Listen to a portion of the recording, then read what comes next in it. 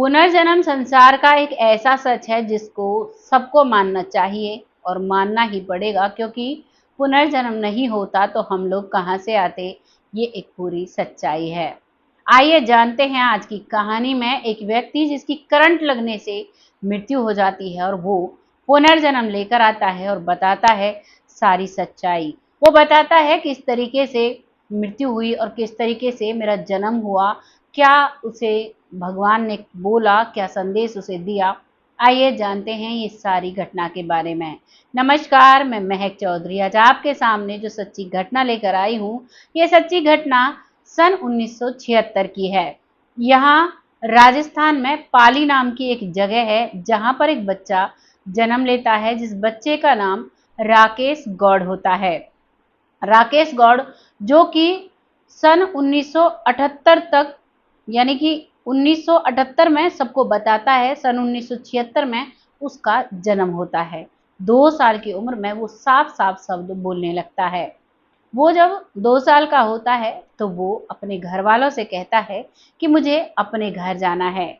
मेरे घर तो हर चीज़ की मौज है, हर चीज़ की सुख सुविधा है, यहाँ पर ऐसा कुछ नहीं है। वो तो मुझे बिजली के करंट ने मार दिया और मैं भगवान के पास चला गया और मजबूरन मुझे यहाँ पर अपने कर्मों को भोगने के लिए आना पड़ा है और मैं कुछ ही दिन आपके पास रहूँगा और मैं यहाँ से चला जाऊँगा। जब एक 2 साल का बच्चा अपनी माँ से ये बात करता है तो उस माँ की जो सांसें हैं वो अटक जाती हैं। वो अपने बच्चे की बात सुन सुनकर रोने लगती है। वो अपने मन में ये सोचती है कि अगर मेरा बेटा कहीं चला गया या इसको कुछ हो गया तो मैं क्या करूँगी? मैं कैसे अपनी ज़िंदगी बिताऊँगी? और ये हर माँ सोचती है। वही माँ नहीं, आप, हम, कोई भी, किसी का भी बेटा अगर सिर्फ 2 साल की उम्र में ऐसी बातें करता है तो माँ को बहुत चिंता हो जाती है, क्योंकि माँ 9 महीने अपने बच्चे को गर्भ में रखती है और बहुत उम्मीदें उस बच्चे से माँ की होती हैं और बहुत लाड और प्यार से उसे पालती है। लेकिन वही बच्चा जब ऐसे शब्द कहता है तो वाकई में माँ के दिल में चोट पहुँचती है। अब उस माँ को ये बात पता चलती है तो वो माँ इस बात को उस बच्चे के पिता से कहती है। उसका पिता जो शाम को खेती-बाड़ी मेहनत मज़दूरी करके घर आता है, क्योंकि ये जो राजस्थान का पाली गाँव है वहाँ पर बहुत ही नॉर्मल परिवार था। मेहनत मज़दूरी और कुछ अपनी ज़मीन थी 2-4 बीघे, जिसमें वो खेती-बाड़ी किया करते थे, वो सब्जियाँ उगाया करते थे। अब सब्जियाँ उगाते हैं बहुत मुश्किल से राजस्थान में, आपको भी पता है कितनी पानी की किल्लत रहती है। वो सब जैसे-तैसे मेंटेन करते और बाकी जो टाइम बचता, उस टाइम वो मज़दूरी करते और अपने घर को चलाते। घर बहुत अच्छे से चल रहा था। ये दूसरे नंबर का बेटा था, पहला बेटा 5 साल का था, दूसरा बेटा हुआ, वो अब 2 साल का हो चुका था और अब वो जब ऐसी बातें करता है, पिता को भी ये बात पता चलती है, तो पिता भी हैरान हो जाता है। अब पिता कहता है कि बेटा, मुझे बताओ तुम्हें कहाँ जाना है? तुम्हारे माता-पिता कहाँ हैं? तुम्हारा अच्छा-सा घर कहाँ है? क्योंकि वो बच्चा बार-बार कहा करता, मेरा घर बहुत अच्छा है, तुम्हारा घर बहुत गंदा है, यहाँ पर कोई भी सुख-सुविधा नहीं है। जबकि 2 साल का बच्चा नहीं जानता क्या सुख सुविधा होती है, क्या होता है, क्या नहीं होता और वो ऐसी-ऐसी बातें करता, सब हैरान हो जाया करते। धीरे-धीरे ये बात पूरे पड़ोस में फैलती है। पड़ोस की महिलाएँ उससे बहुत पूछताछ किया करती। उससे पूछा करती, क्या हो तुम? तुम्हारा कैसा है परिवार? क्या तुम्हारी पत्नी है? क्या तुम्हारे बच्चे हैं? तो वो कहता कि मेरी सिर्फ एक बेटी है और मेरी पत्नी भी मेरा इंतज़ार कर रही होगी। महज़ 26 साल की उम्र में मुझे करंट लगने की वजह से मैं इस दुनिया से चला गया और मैं अपनी पत्नी और अपनी बेटी से बिछड़ गया। मेरे माता-पिता मुझे बहुत प्यार करते थे और बहुत इंतज़ार मेरा कर रहे हैं, इसीलिए मेरा जन्म हुआ है और इसीलिए मुझे ये सारी बातें याद हैं। वो महिलाएँ उसे ठिठोली किया करती, बहुत सी महिलाएँ कह दिया करती ऐसा कुछ नहीं होता, तुम्हारा वहम है, क्या तुमने किसी परिवार को रहते हुए देखा है कि तुम्हें महसूस होने लगा कि मेरा भी परिवार हो? क्योंकि बच्चे इमेजिनेशन कर लेते हैं बहुत सारी चीज़ों में। वो महिलाएँ ऐसे पूछती, वो साफ मना कर दिया करता और वो अपनी ज़िंदगी बहुत आराम से जी रहा था, लेकिन उसके दिमाग के अंदर हमेशा कशमकश चली रहती और हमेशा वो फिराक में रहता कि कब वो अपने गाँव जाता। वो अपने गाँव का नाम बताता है, वो बताता है कि मैं टोंक, जो कि कंकरौली नाम की जगह पर है, टोंक नाम का गाँव है, जहाँ पर एक बढ़ई जाति में मेरा जन्म हुआ था। बढ़ई जाति जो कि खाती बोलते हैं आज के समय में, बढ़ई बोलते हैं, ये जो आपका लकड़ी का काम होता है, कारपेंटर, यानी कि कई नाम चेंज होते आ गए हैं, उस जाति का बात करता है और वो बताता है कि मेरा नाम विट्ठल है। विट्ठल दास था और मैं वही नाम बहुत पसंद करता हूँ। बढ़ई जाति में बहुत गरीब परिवार भी हुआ करते, लेकिन ये परिवार ऐसा था जिनके पास बहुत सारे खेत थे, बहुत धन दौलत थी, और उस ज़माने में इसका पिता नौकरी किया करता था, यानी कि एक सरकारी नौकरी। पता जो उसका परिवार है पिछला, वो जाने-माने परिवारों में आता है, और वहाँ पर जब ये बड़ा हो रहा था, धीरे-धीरे बड़ा हुआ, तो थोड़ी बहुत इसने पढ़ाई की और ये खेतों पर पानी लगा रहा था। पानी लगाते समय इसे करंट लगता है और करंट लगने की वजह से ये इस दुनिया से चला जाता है। अब ये बार-बार अपने टोंक गाँव जाने की बात किया करता। वो कहता, मेरा पिता, मेरी पत्नी, मेरी बेटी, मेरी माँ मेरा इंतज़ार कर रही होगी। हम सिर्फ़ इतने से ही तो लोग थे और मेरे परिवार में है ही कौन? मेरा तो कोई भाई भी नहीं है, ना कोई बहन है, और मेरी सिर्फ़ एक बेटी है। सब मेरा इंतज़ार कर रहे हैं। कभी-कभी तो वो ये बातें बताते-बताते रोने लग जाता। उसकी आँखों में आँसू आ जाया करते और वो इतनी बुरी तरीके से अपनी माँ और अपनी पत्नी और अपनी बच्ची और अपने पिता को याद किया करता कि वो ज़ोर-ज़ोर से ज़मीन पर लौट जाया करता, जैसे एक छोटा बच्चा लेटता है, और ज़िद करने लगता, मुझे अपने घर जाना है। अब उसका पिता इस बात को सुनते-सुनते बहुत परेशान हो चुका था। लगभग साढ़े 3 साल का बच्चा वो हो चुका था। 1.5 साल उसे ये बात कहते-कहते हो गए थे, लेकिन उसे कोई वहाँ ले जाने वाला नहीं मिलता है। एक दिन उसका पिता मजदूरी करने के लिए जाता है शहर में। तो शहर में जिस घर में वो मजदूरी कर रहा था, वहाँ पर और भी लोग काम कर रहे थे। एक व्यक्ति जो बिजली का काम कर रहा था, यानी कि वो वहाँ पर अपना काम कर रहा था और वो वहाँ पर अपना काम कर रहा था। दोनों बैठकर जब उनका लंच होता है, तो वो बातें कर रहे थे। तभी वो अपनी बेटी की प्रॉब्लम उस बिजली का इलेक्ट्रीशियन के साथ शेयर करता है, जो बिजली का काम करता है उसके साथ शेयर करता है।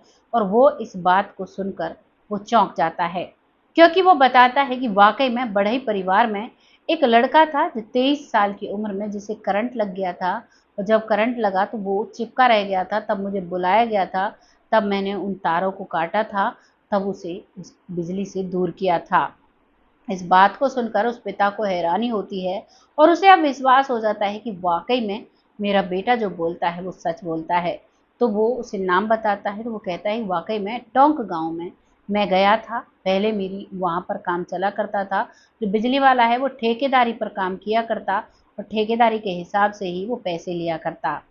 अब पिता को सब कुछ पता चल चुका था। पिता घर आता है, घर आकर अपने बेटे को गले लगाता है और एक सुकून की साँस लेता है, और डरा हुआ महसूस करता है कि कहीं ये वही ना रह जाए, क्योंकि उस परिवार में कोई मर्द नहीं है, बुज़ुर्ग है, वो अपने घर को जैसे-तैसे चला रहा है, लेकिन कहीं उनके मन में कोई लालच ना आ जाए। लेकिन वो अपने बच्चे की दुविधा को समझ चुका था और अब वो अपने बेटे को लेकर अकेला चल देता है टोंक गाँव, जो कि कंकरौली में पड़ता है। यहाँ पर जाकर अब वो बात करता है और अपने बेटे को उनसे मिलाता है। उनसे मिलते ही वो बेटा अपनी पत्नी को सबसे पहले जाकर मिलता है, क्योंकि उसकी पत्नी दरवाजे के पास आंगन में ही बैठकर कपड़े धो रही थी और जो उसकी माँ है वो अंदर चारपाई पर लेटी हुई थी। क्योंकि ये जो लोग पहुँचे थे, ये दोपहर के वक़्त में पहुँचे थे। घर की जो जवान महिला थी वो काम कर रही थी और जो बुज़ुर्ग थे वो आराम कर रहे थे। बच्ची जो थी वो वहीं पर खेल रही थी, वो स्कूल नहीं गई थी, रविवार का दिन था। उस समय सरकारी स्कूलों में जाते और मनमर्जी बच्चे जाया करते, कोई जाता और कोई नहीं जाता। ऐसा ही सिस्टम चला करता, और लड़कियों को तो बहुत कम पढ़ाया करते। लेकिन उसके जो दादाजी हैं, वो खुद एक सरकारी नौकर थे, तो वो अपनी पोती को पढ़ाया करते, उसे स्कूल भेजने की भरपूर कोशिश किया करते। और अब ऐसे ही सिलसिला निकलता है, और अब वो जब अपनी पत्नी से मिलता है तो जाते ही कहता है, एक साढ़े 3 साल का बच्चा, करीबन 35 साल उसकी पत्नी की उम्र रही होगी, क्योंकि इस प्रक्रिया में वो साढ़े 3 साल का हो चुका था और काफ़ी समय बाद उसे जन्म मिला था। अब वो उससे जाकर कहता है, और कैसी हो? उस समय का उसका नाम परी रखा हुआ था। वो कहता है कि परी रानी कैसी हो? क्योंकि वो उसे परी रानी कहा करता था। वैसे उसका नाम किशन प्यारी था। किशन प्यारी नाम था, लेकिन पति ने अपने बोलने के लिए परी प्यारी नाम रख रखा था, और इस चीज़ को सुनकर वह उसकी आंखों से आंसू निकल जाते हैं, क्योंकि इस नाम से उसको उसका पति ही बुलाया करता, और आज एक साढ़े 3 साल का बच्चा उसे बुला रहा है। वो हैरान थी। तभी वो कहता है कि चौंक क्यों गई? मुझे तुम्हारी बहुत याद आई और इसीलिए मैं दोबारा आ गया। भले ही मैं भगवान के पास पहुंच गया था, मैं दोबारा आ गया हूँ और अब मैं तुम सबके साथ रहूंगा, तुम्हारी हर ज़रूरत को पूरा करूंगा। जो मैंने तुमसे 7 फेरे लेकर जब वादे किए थे, वो सारे वादे निभाऊंगा। एक 3.5 साल का बच्चा कहता है, पत्नी हैरान है, लेकिन वो उसे अपने गले से लगा लेती है। वो बच्चे की भी आंखों में आंसू आ जाते हैं और उस महिला की भी आंखों में आंसू आते हैं। उसका जो पिता है लड़के का, वो सब कुछ देख रहा था। जब ये बातें हो रही थी, घर में कोई आता है तो घर के बुजुर्ग भी बाहर आते हैं। आंगन में ही एक आम का पेड़ था, उसकी छांव में वो सब एक चारपाई डालकर बैठते हैं, वहां बैठकर बातें करते हैं। तो इस जन्म का जो पिता था वो सारी बातें बताता है और कहता है कि इस तरीके से 1.5 साल से हमसे कह रहा है इसे यहाँ आना है। वो भी समझ जाते हैं, क्योंकि उसकी जो पुत्रवधू है, उसे सिर्फ उसका बेटा ही इस नाम से बुलाता था। और फिर वो कई चीजें पूछते हैं। वो पूछते हैं तुमने कितनी पढ़ाई की थी, तो वो उस समय बताता है मैंने 10वीं क्लास की पढ़ाई की थी। वो पूछते हैं कि तुमने नौकरी क्यों नहीं की, तो वो बताता है कि आप मुझे बहुत प्यार किया करते थे और मैंने एक बार मना किया तो आपने मुझसे जिद नहीं की। आपने कहा ज़मीन जायदाद है, इस पर काम कर लिया कर, कोई दिक्कत परेशानी नहीं है। और यही सिलसिला था, इसीलिए मेरी पढ़ाई वहीं पर मैंने छोड़ दी थी। आगे ना मैंने पढ़ाई की, ना ही मैंने कोई नौकरी की, मैं तो आराम की ज़िंदगी काट रहा था। जब मैं खेतों में पानी लगाने गया तो मुझे करंट लग गया और इस वजह से मैं आपके पास से चला समाप्त हो जाती है। आपको ये कहानी कैसी लगी कमेंट सेक्शन में ज़रूर लिखिएगा। लोगों के साथ शेयर ज़रूर कीजिएगा, क्योंकि आपका शेयर हमारे लिए बहुत इंपॉर्टेंट होता है। ऐसे ही अपना साथ बनाए रखें, ऐसे ही अपने प्यारे प्यारे कमेंट लिखते रहें। बहुत जल्द फिर आती हूँ ऐसी एक सच्ची और अच्छी स्टोरी के साथ। तब तक आप सब खुश रहें, आबाद रहें। जय हिंद, जय भारत।